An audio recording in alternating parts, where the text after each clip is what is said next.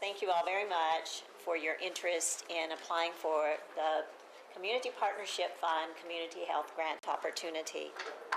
Before we get started, I'll introduce myself and our Metro panel here. My name is Dr. Celia Larson. I'm Director of Program Planning, Grants Director.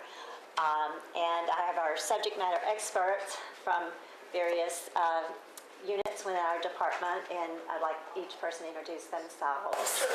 I'm Angie Thompson, Director of Behavioral Health Services here at the Health Department. I'm Sarah Bass, Health Equity Coordinator. Diane Harden, Finance Manager. Brad Thompson, Grants and Contracts. Thank you. So what we're going to do for the next hour is really provide you an overview and review the requirements and expectations for this grant opportunity. And we'll follow this with question and answers period so that we can answer your specific needs and your specific interests relative to this opportunity. Okay, so this is going to go pretty close, very close to what is in the RFP.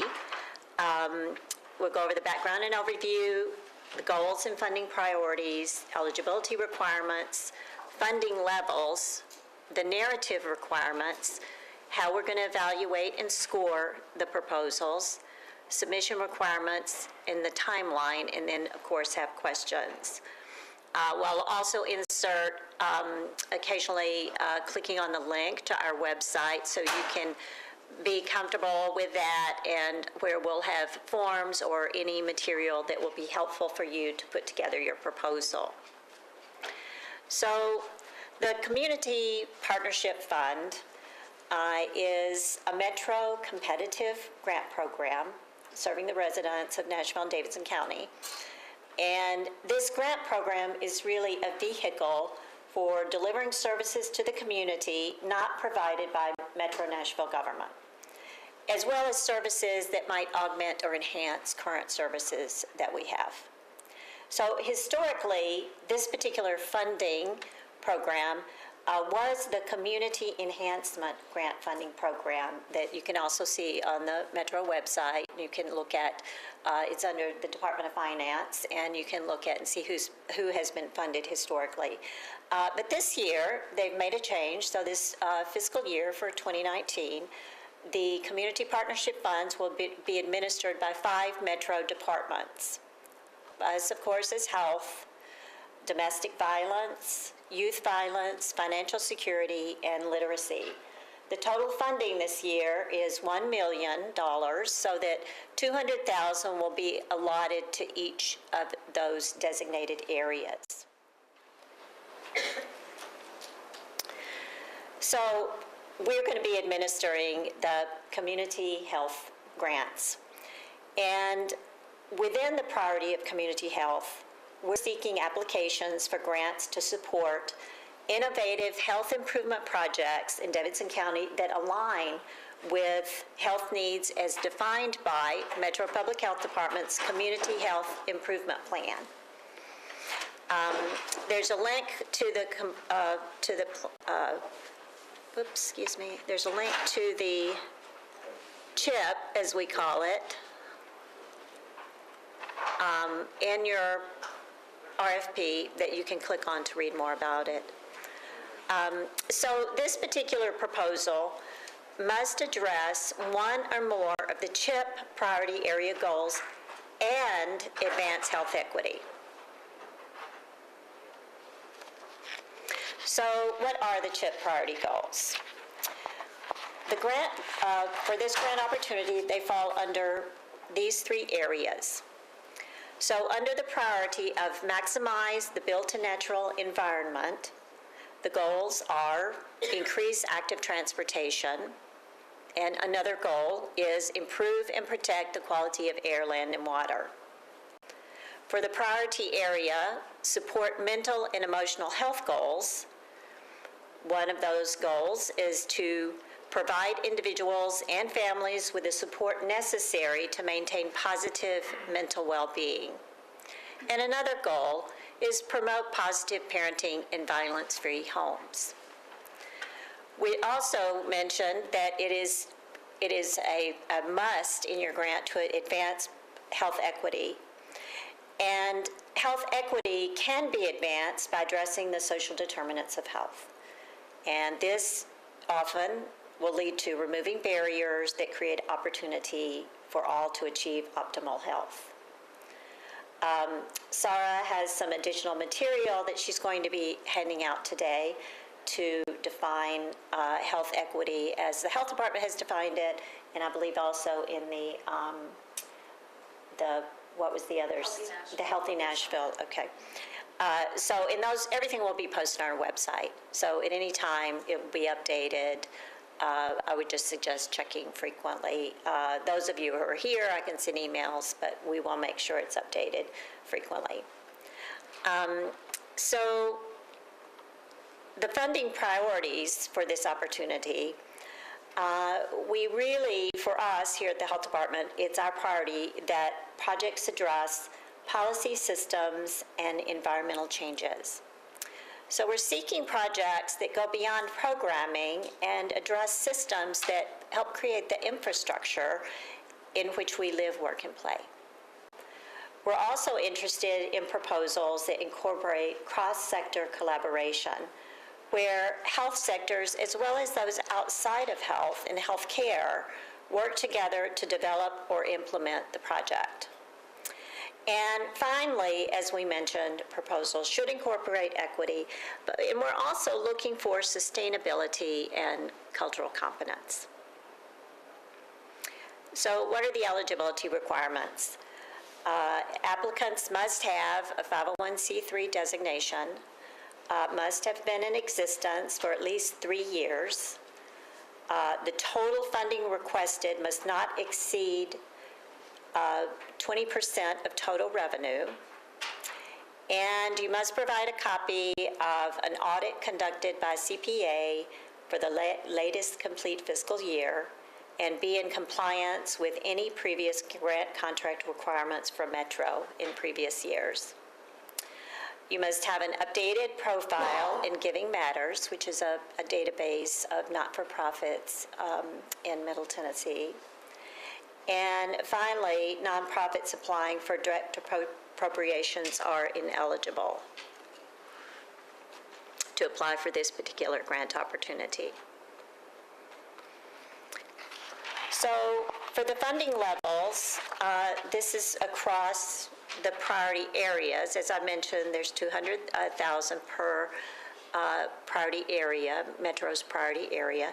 So not-for-profits can apply for up to $50,000 in one community area. So community health. So in other words, if you're applying for community health, you would not be eligible to apply for $50,000 from any of the other 4 areas. If there are insufficient number of proposals to exhaust the $200,000 budget for this particular grant opportunity, the evaluation committee has the discretion to award more than $50,000 and likewise can partially fund proposals. So in these cases, if that happens, we will work with the applicant to revise the proposed scope of work. So for community health grants, we're seeking proposals at 2 funding levels. The first level is the capacity building grants, which is up to $25,000. And for assessment, the 2 categories under capacity building, the first is assessment and planning grants. And these are essentially projects where you may require additional data gathering or data analysis to inform or advance planning for project implementation that would not be occurring during the grant-funded period. That would occur following this grant-funded period. But this will result in a product and a plan of action if you are awarded a grant under this particular area. The second capacity building grant area are training and technical assistance grants, again, up to $25,000. And these are projects that may require additional organizational development, training, or technical enhancements to advance the capacity or your readiness for project implementation. And this would result then in enhanced capacity and some sort of plan of action, how that would lead to your particular program implementation or project implementation following the grant-funded period. Then the second level of funding are implementation grants. And these are projects that have a specific plan, strategy, intervention, and result in a measurable change in the problem or factors that cause the problem. So let's just review the narrative requirements. Essentially, there are 10 areas, actually 11 areas that will be scored. There are 10 areas we'll talk about here, and we can go on, I'll go over the scoring next. So you want, of course, provide a description of the purpose of the project, including community stakeholders engaged in the development and implementation of the project, your partners. Second, you're going to provide a description of the community needs being addressed and how the proposed project aligns with one or more goals of this announcement, the CHIP goals that we went over. Third, you're going to provide details about the project's goals, objectives, and activities and outcomes. And here you want to state your goal is, of course, what's the intended impact? What does the project seek to improve? We would like your objectives stated as SMART objectives, simple, measurable, achievable, relevant, and time-bound. And there are definitions of all of these in the appendix in the call for proposals. And of course, your activities being those actions that you're taking to lead to that intended impact. And finally, your outcomes are the result, the effect, the consequence that this project will actually create.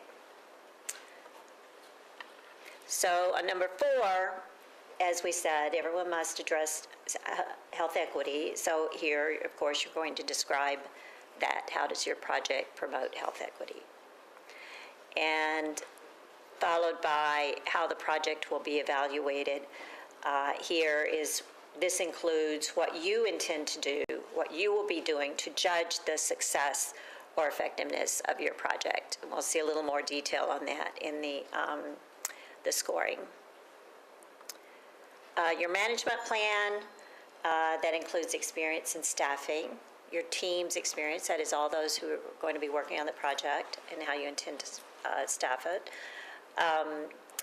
The monitoring plan, and that essentially in this phase we're really looking at, or this particular item, we're looking at what will be monitored to determine if the project is being implemented as planned. So this might be your short-term outcomes, how are you going to be tracking what you intend to achieve? And we also kind of want to get an idea here in what your how your long-term outcomes will be monitored beyond the life of the grant. We do want it sustainability, and we'll talk about the sustainability plan, but this essentially is what are the outcomes expected to occur beyond that, and how are you going to keep apprised of that? Also, you want to provide the timeline for the project, how the project will result in those sustainable changes, and what your sustainability plan may be. And finally, we want to include in the narrative, items relevant to your budget. How are you going to spend the money? There will be templates that will not be scored, but the templates will be provided for you to use to actually put your line item budget in, as well as your budget narrative. But this section actually ties back to your plan. And these are all in the call for proposal definitions found in the appendix.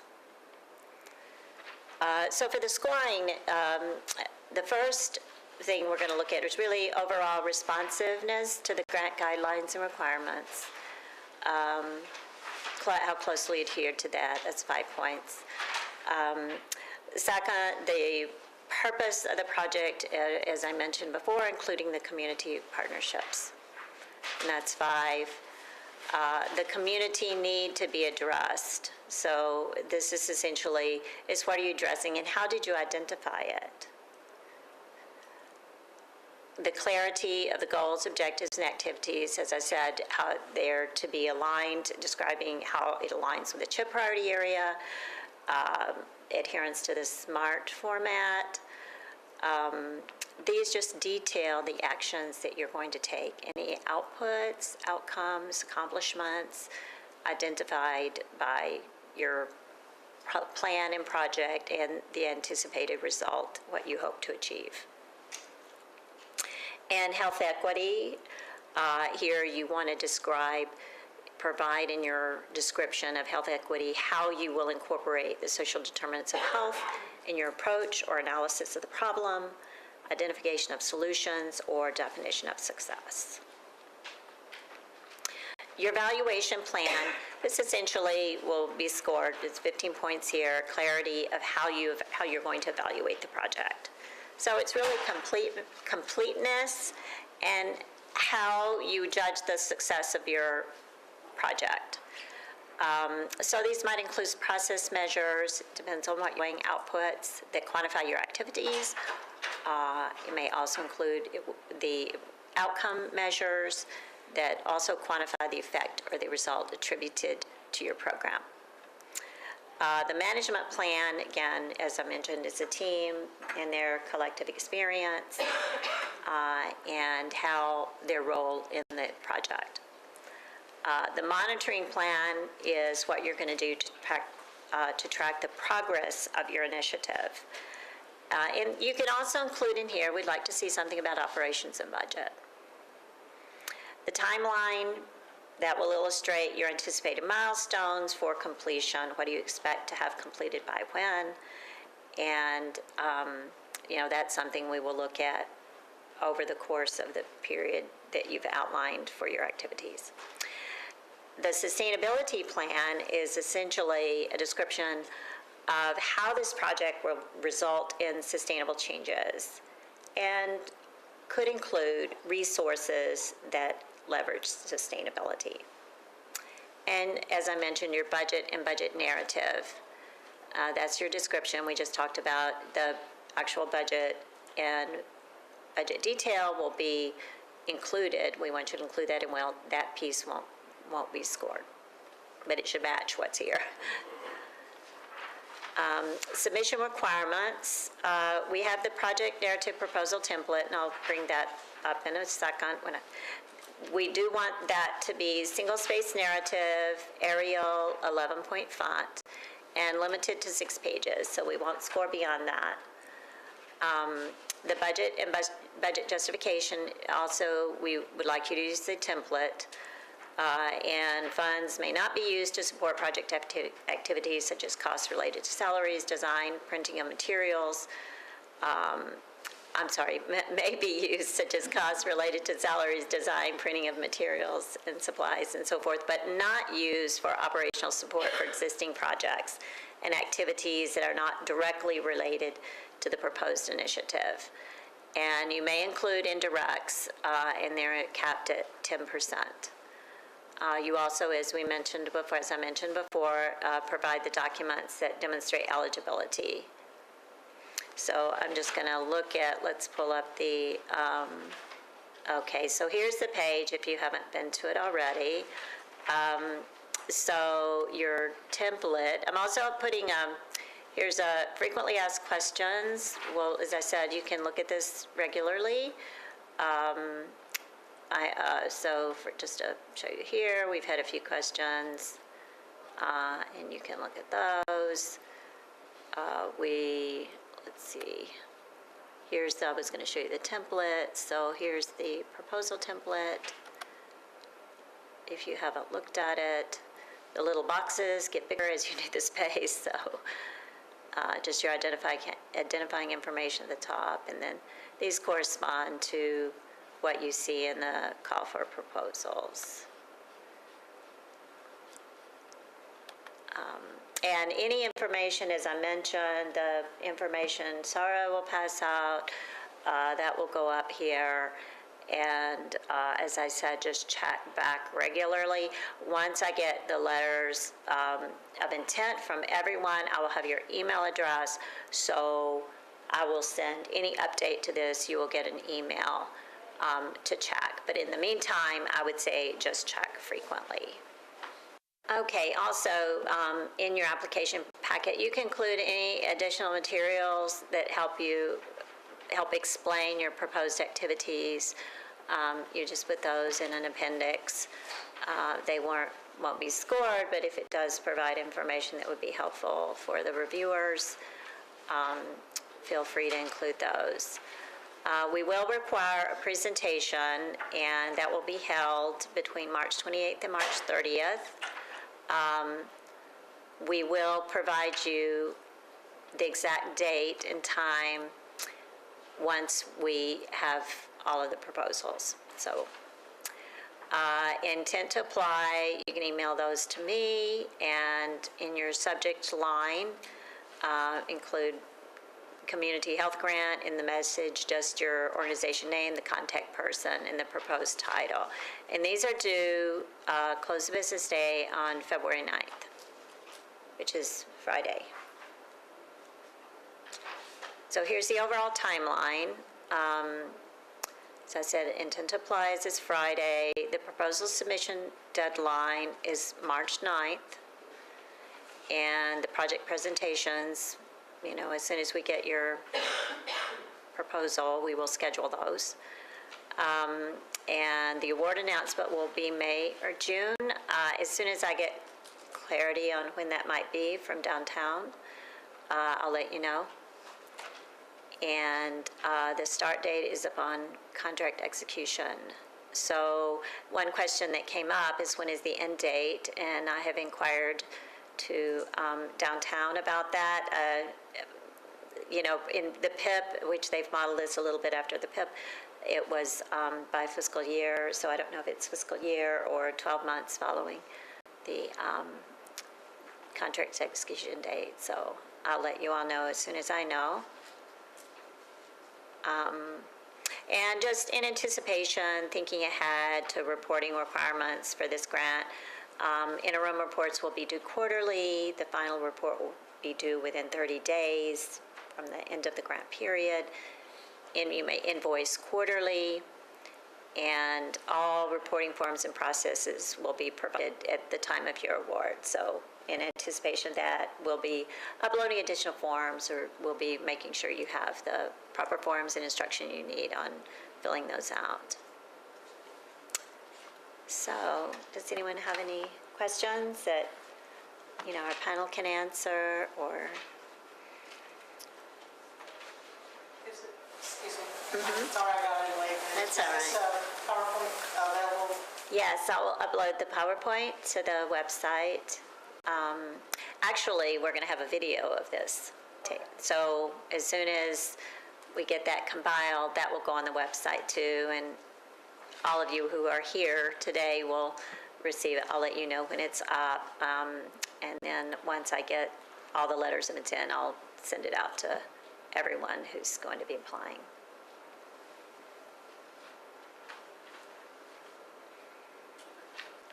Are there any limits on whether or not advocacy being, since policies are focused for the systems approach, is advocacy allowed, or is there any limits there that you know of?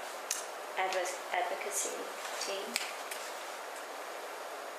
I would say as long as it aligns with the CHIP priority, Okay. that's what it means. Okay. Yes. In talking about what the budget and spending plan, it says costs related to salaries, design, printing, et cetera are okay, but operational support for existing projects, does that mean that the project that you're looking for has got to be a brand new initiative? I don't know. I'm just wondering if there's any requirement. I think that the idea behind that, and Diane, you might want to answer that. First, my first thought was that it's not like you're already doing this thing already, and that's going to support that the funds would support something you're already doing as part of your routine work, set of operations. However, obviously, if you're doing something that's augmenting it, or, a new component of that, it pertains to the new initiative you're developing, either as an augmentation or a new project or a new innovative design. Does that make sense? Does anyone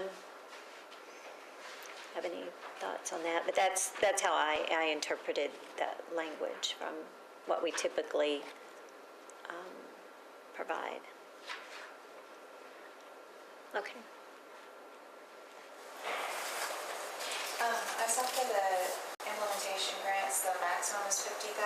Is there like a target range that you're planning to give grants out? Is there a typical size, or would you recommend asking for 50,000 or asking for less than that? I think ask for what you need up to 50,000 for the implementation.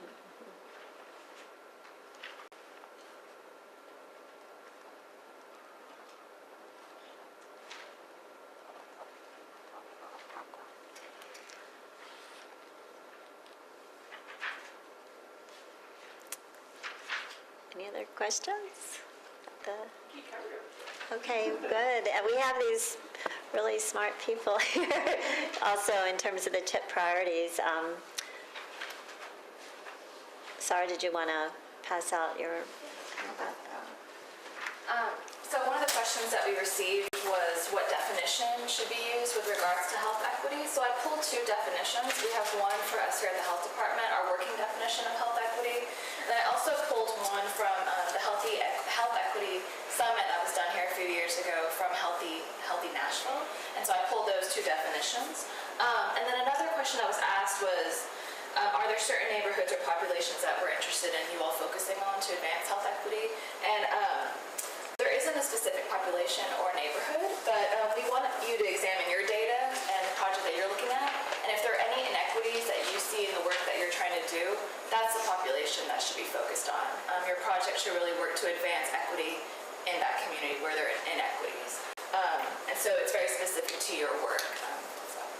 So I just wanted to throw that out there. And it'll be important to look at the social determinants of health, like income level, access to resources, and other sort of social determinants of health when you determine what population you think you all need to focus on. So yeah, I'm passing that out. And all of these questions will be added to the questions and answers, frequently asked questions on the website.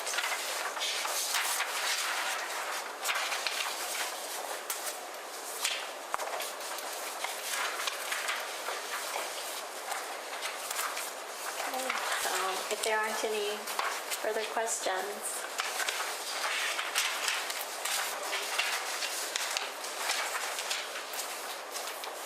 Well, I guess you kind of touched on this, but you said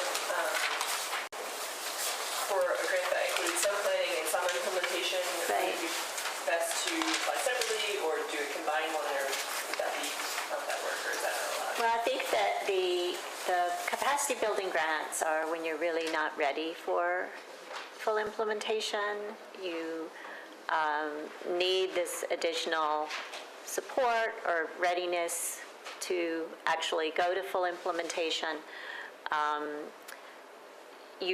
There's no, we're not prohibiting, you could apply for implementation and one of the capacity building grant categories, but it cannot exceed 50,000, and it would be scored with the other as an implementation grant and as a planning grant or technical assistance grant, or what, depending on what you apply for.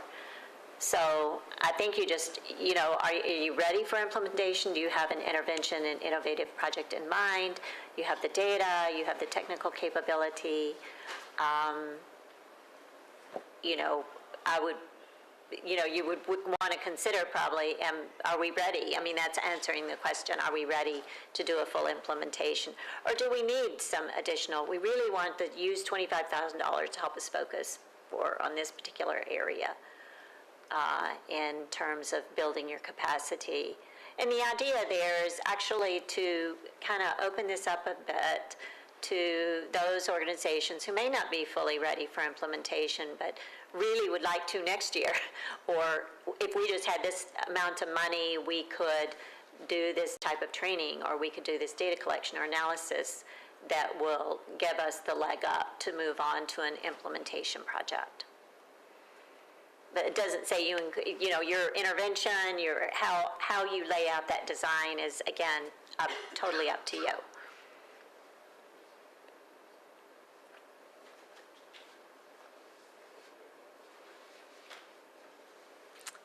Okay, if there's nothing else, thank you so much. We look forward to receiving your proposals.